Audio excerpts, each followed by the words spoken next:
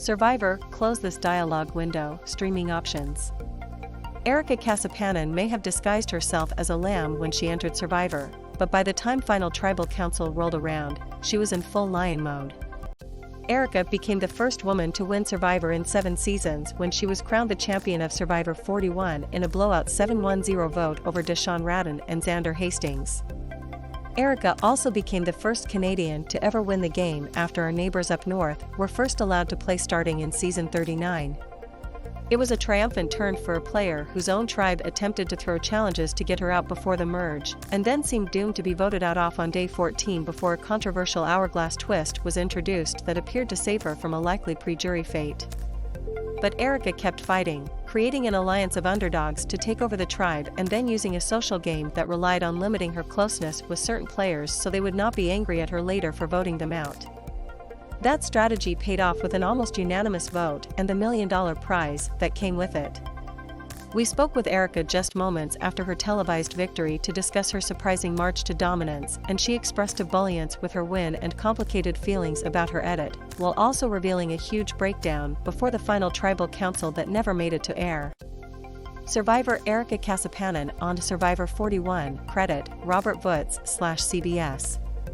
Entertainment Weekly. So let's get to the most important question first. Just how tipsy were you at that one tribal council? Erika Casupanan, oh my goodness. You know what? At the actual tribal council I was okay, but I think that people don't realize how much you get thrown off your game being put on this new island, because when Heather and I drank that wine, and then we had to go back to camp, we actually had no idea where we were going.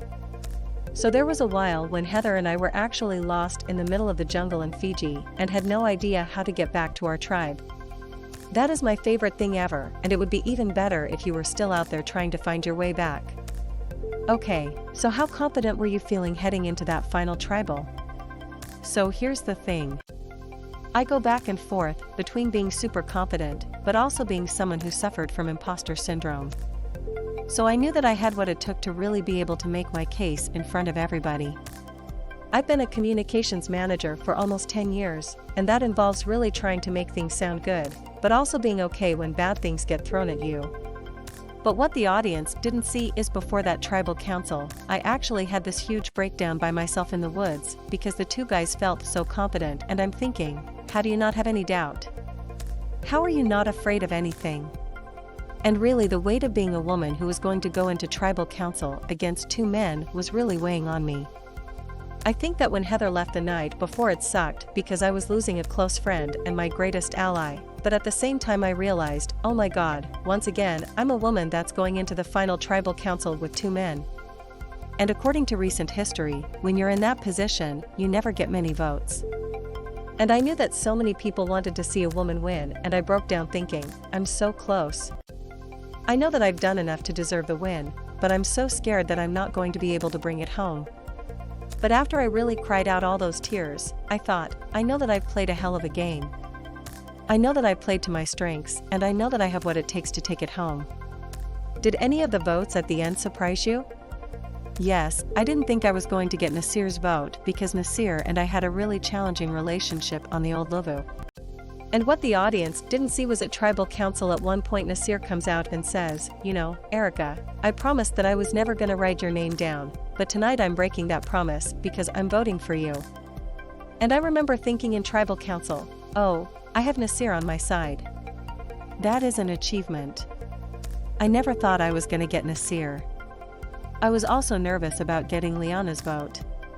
I was nervous about getting Shan's vote because I knew about the existing relationship with Deshawn. So when everybody was voting, I was thinking, okay, I know I have Heather. I know I have Rickard. Nasir has just told everybody that I would get his vote. Maybe I get Tiffany, and maybe I get Evie because I know they're very rational players. So in this case, 5 is enough. And then when I saw that it ended up being 7, I was totally floored, totally shocked. I thought that my eyes were gonna fall out of my head. Survivor Erika Casupanan on to Survivor 41, credit, Robert Vutz/CBS. So who were you rooting for to win at the fire-making contest and join you and Xander at the final 3? You know what? I really went back and forth, but honestly wanted Heather to be there with me. I think in the early days of Luvu, it reached a point where it was very obvious that Heather and I were on the bottom and she and I would just sit there as the other four were kind of doing their thing and saying, "We're gonna kill it at the merge. We're gonna show up." And we did it. This known pair made it to the end. And I know that there is a previous episode that talked about me being weary of Heather being there. And that was not so much me worrying about her winning, but it was me thinking about how Heather being there could potentially discredit me when I'm at the final tribal. Because as someone who works in communications, I anticipate, okay, if you were in an interview situation, what are the potential questions they would ask? I know that if Heather and I were sitting beside each other, all the questions would be about Heather and I trying to differentiate our game. And I would be put in a position to say mean things about Heather and vice versa. That was the one consideration I had, but in the end, I really wanted to make it to the end with Heather. Also, I wanted to make it to the end with another woman so that I wouldn't have to carry the burden of potentially being another zero-vote finalist woman. Which is cooler, breaking the drought of there being no women winners in a while or becoming the first Canadian to win the game? I want to say that it's actually a three-way tie between breaking the drought of a woman winning, being the first Canadian winner, and being the first person of Filipino descent to win American Survivor. Let's play a little Survivor What If. What happens if Jeff Probst does not hand you that hourglass? Do you go home on day 14? I think if I am alone on exile for 2 days and not in the game and come back with no power, of course, I'm out on day 14. Like, hello? It's so easy when these people are all on edge emerging for the first time, and there's an easy target of a person who's not even there to defend themselves. Of course, I'm going to be out on day 14. But at the same time, I think that as much as people had opinions about the hourglass and that the hourglass was a big power, I was also given the big setback of not being there for the first 2 days of the merge. I think that realistically the game wouldn't be designed so that I don't get the hourglass and I'm out of the game for 2 days. Like, there needs to be some type of balance between the consequence and the reward. So I actually think if just didn't give me the hourglass, it's very likely that I wasn't even going to be on exile anyways. And I would have just been in the game playing those 2 days that I otherwise spent alone. So if I was in the game, who knows what could have happened?